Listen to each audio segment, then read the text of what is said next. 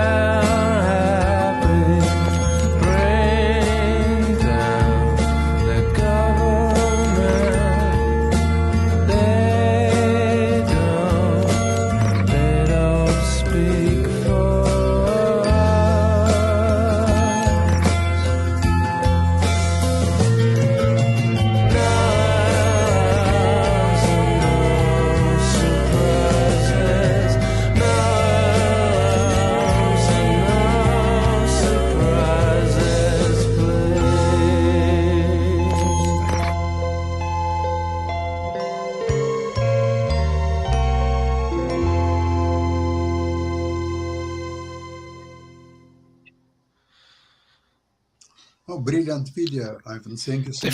They forgot Yeah. the word catastrophia.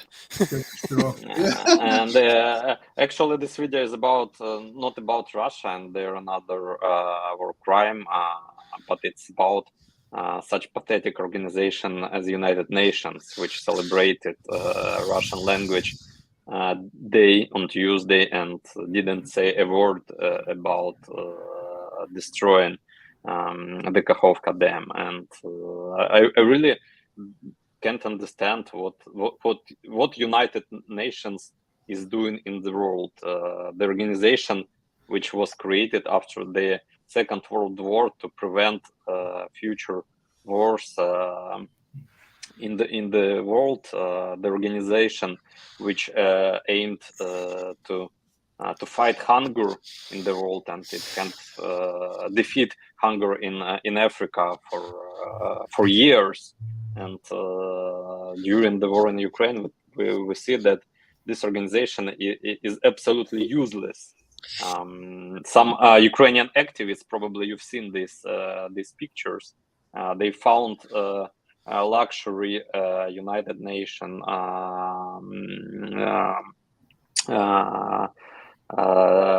vehicles, cars in the Kiev downtown, and they put the useless signs on them, because these SUVs vehicles they could probably be used in Kakhovka, in Kherson region, to help people which are evacuating from this disaster. But instead of it,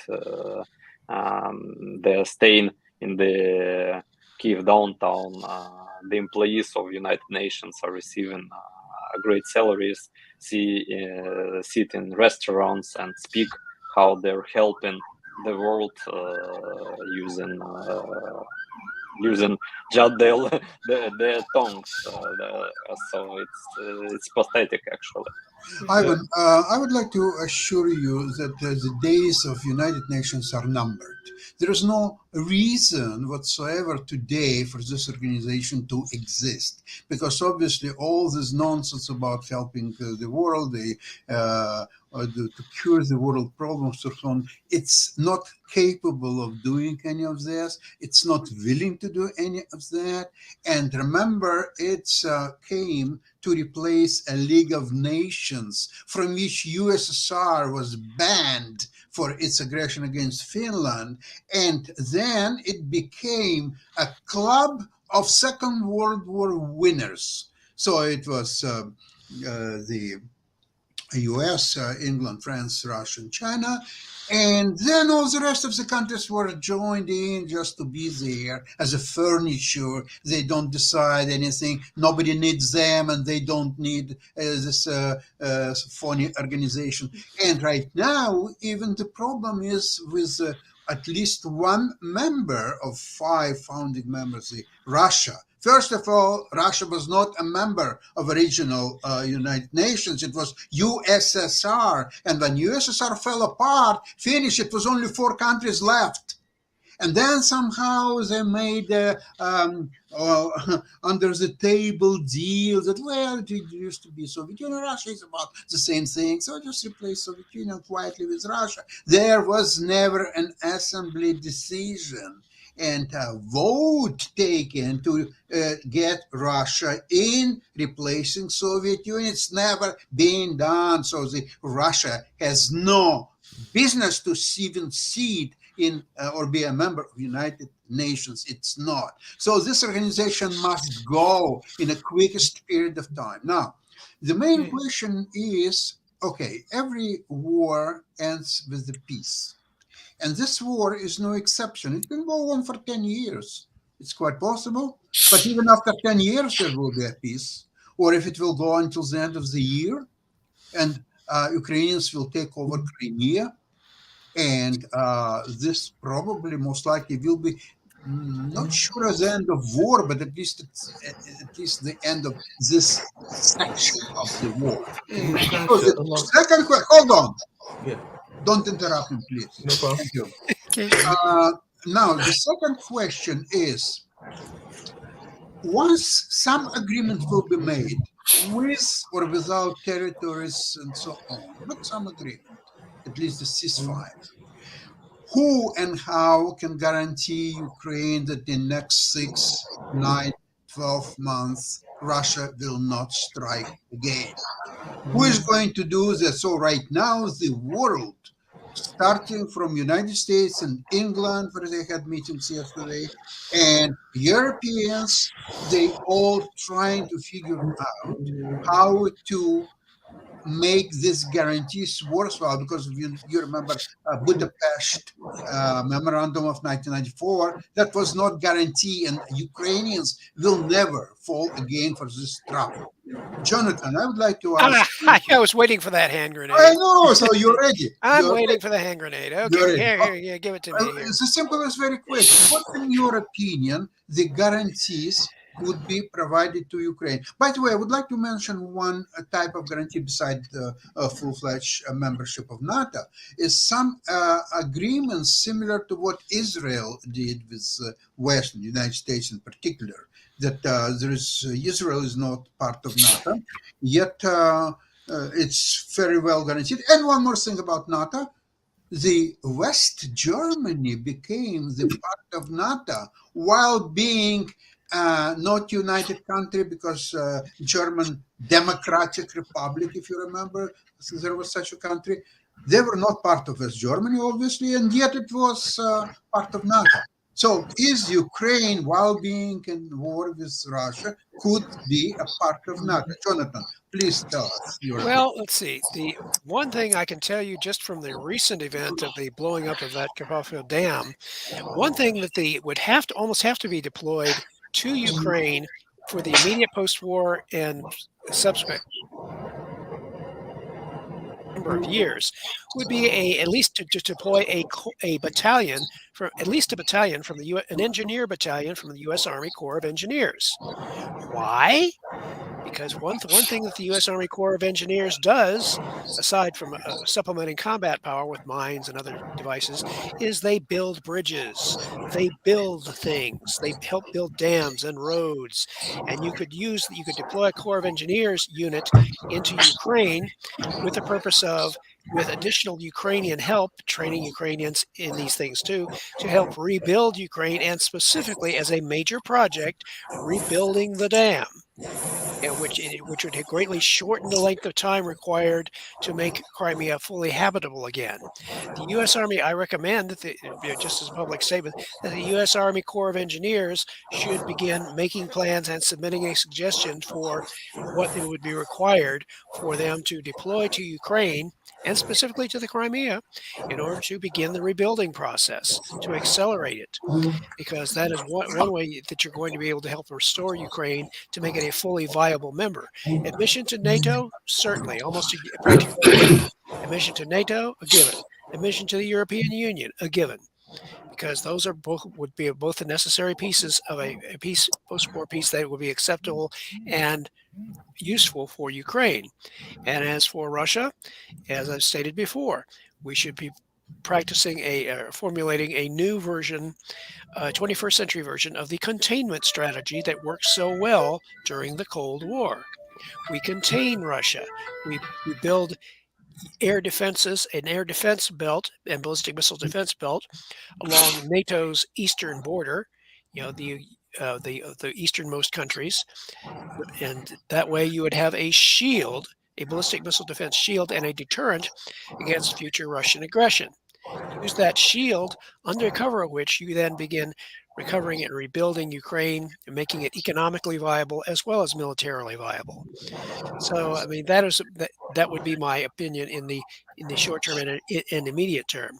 You focus on rebuilding those portions of Ukraine that have been most severely damaged by this war in order to make it viable and a useful shield for NATO.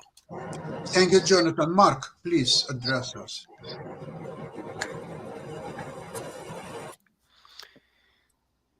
Hello? Mark may be tied up. I have an announcement I wanted to make to you guys. Okay. So let me just go over this. Since Ivan brought up the United Nations, okay? So what I did is I plugged this into the United Nations, and this show is running right now on the United Nations website. Holy So crap! with about 28,000 people watching. So Oh, now, through the now, magic of technology, now Should I apologize for what I said before, Nick? No, Too you can say late. whatever you want. I'm just saying Too you're late, running. too You're late, running right too now late, on the Sasha. United God. Nations. you're Okay, Running toast. on the United if Nations anything wrong, website. please. So since you are and you had a comment to the United Nations, Ivan, we'll go back to you. And you can address the United Nations. Hold on a second, Nick. Did you mention that they are also on? It's a great. You know, It's a great.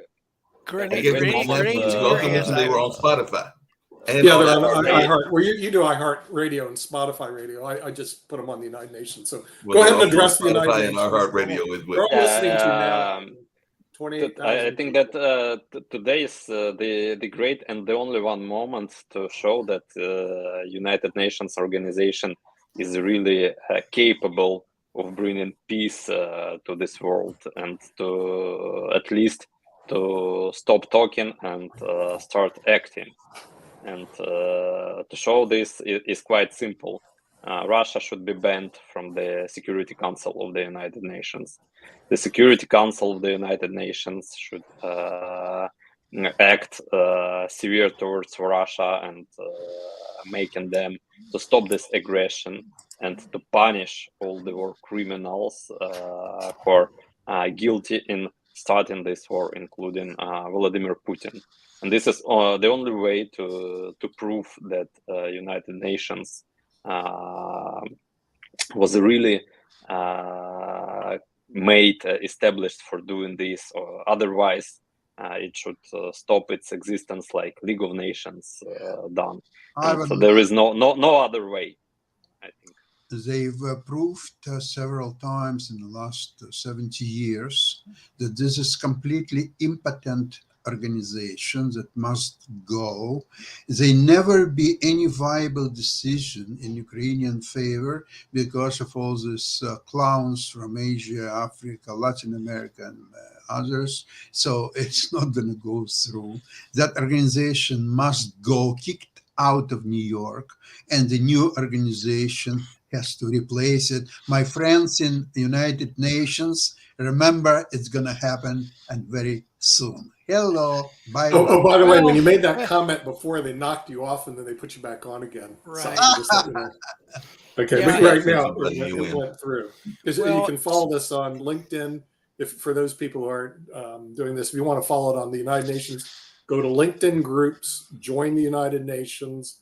Once you get approved, then you'll be able to watch the show on the United Nations website. So it's being broadcast there. That's the reason I want you guys to give comments to the United Nations. And also, we just signed a contract with iHeartRadio and Spotify that have about 300 million people. So everything that you say, they won't see you. They won't see the visuals, but everything you say will be going through the iHeartRadio network and also the Spotify network.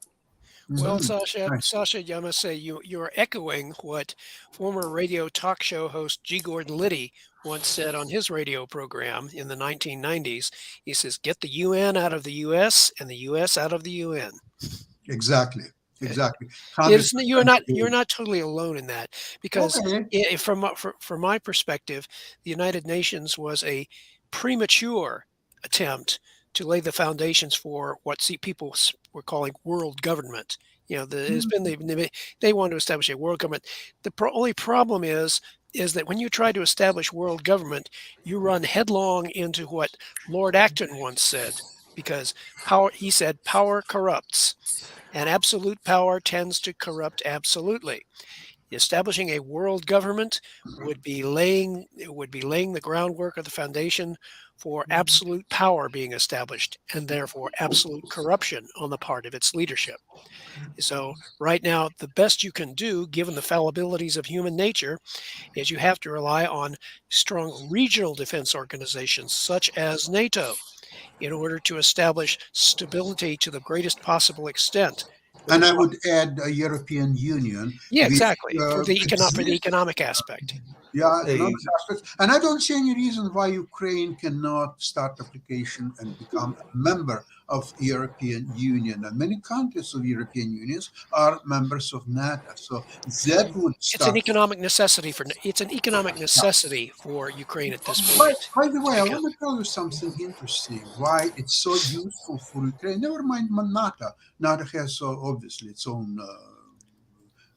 merits for Ukraine, but European Union has far more merits for Ukraine to join even than NATO. I'll tell you why I'm thinking so. I remember 25 years ago. I remember Poland when it became member of European Union and NATO.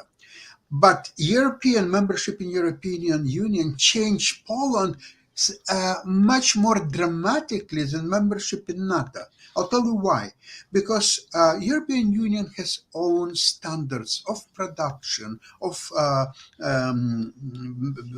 having business records and the accounting systems and many other things. So in order to join European Union, you have to become a necessary member of all these subcommittees, the way of running the business, and in fact, the corruption in Poland almost non-existent, simply because by applying all those European Union measures, how to conduct the business, the record keeping, everything, it almost killed corruption. They almost don't use even money.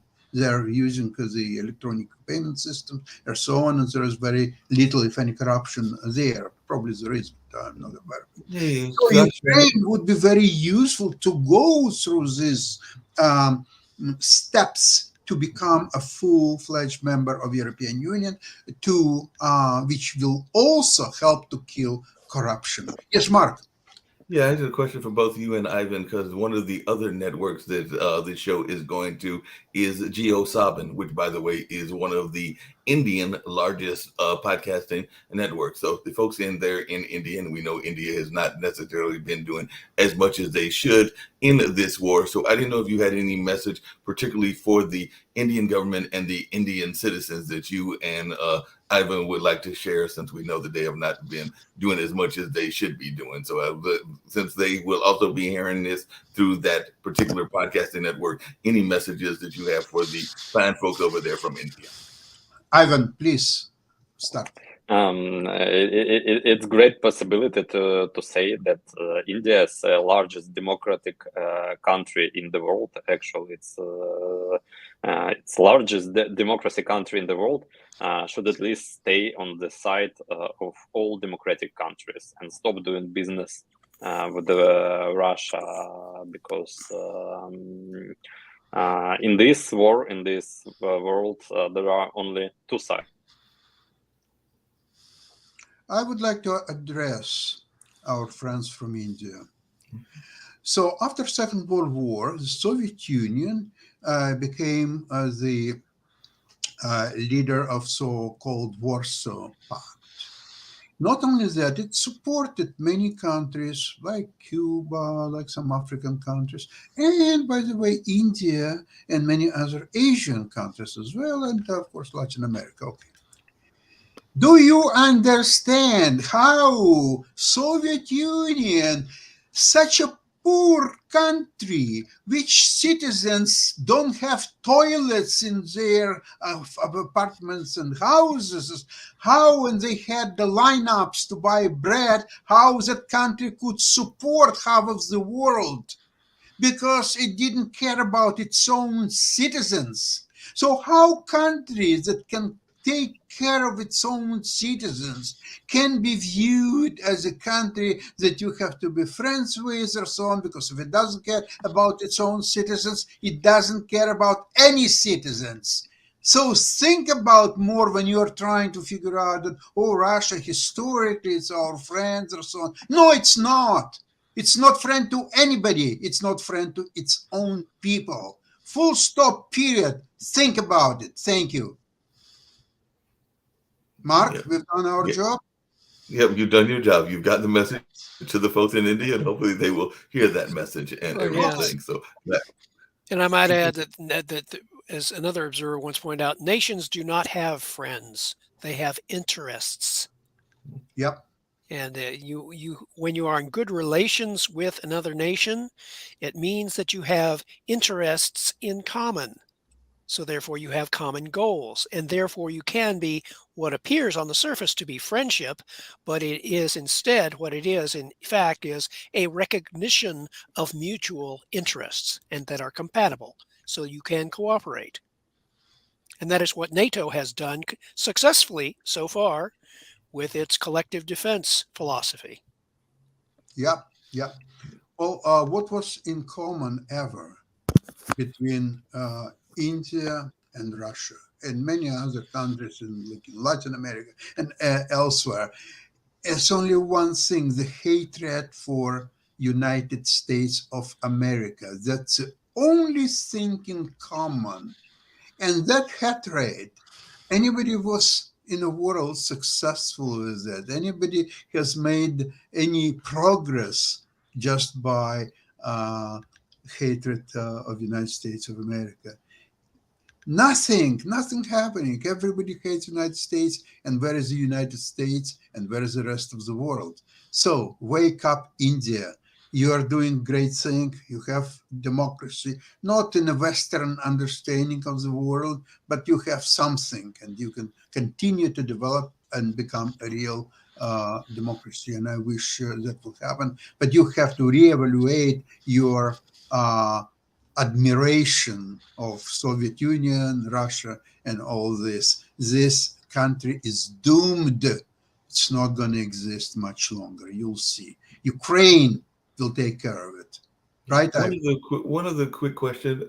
There's a lot of these Republican candidates that are saying that they want to have some peace treaty or some end of the war. I think Nikki Haley has said it. I think that even DeSantis and some others. So, do you have any message for the various political candidates from the U.S.? Because some of them are taking a stance that they want to see the war end in some sort of peace treaty kind of a situation. Because I know there's at least 3 or 4, and I mentioned a couple of them. I know Nikki is one of them, and there are a couple of others that have said that they want some sort of peaceful settlement in this war and everything. And I don't know that they are understanding necessarily the nature of the war and what's going on, and they are trying to play some political games in order to better Trump and all in that space. But did you have any thoughts to our our national politicians that are trying to use this war as a talking point, for lack of a better term? Jonathan, would you like to address that? Oh, you will spare me from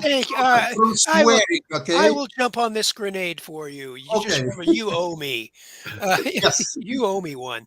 Yes, Well, in this case, the message that no peace treaty that rewards Russia in any way, shape, manner, or form for having committed aggression against Ukraine can be considered a genuine peace treaty. Such an agreement would be considered appeasement, not peace. And you do not establish a long-term peace by appeasing in any way or pleasing in any way an aggressor nation for having undertaken aggression against a country like Ukraine. So what I understand the logic why they're trying to seek a peace treaty. They're trying to achieve stability, but you cannot achieve stability at the cost of long-term security for Ukraine, especially if you're going to have to rebuild Ukraine.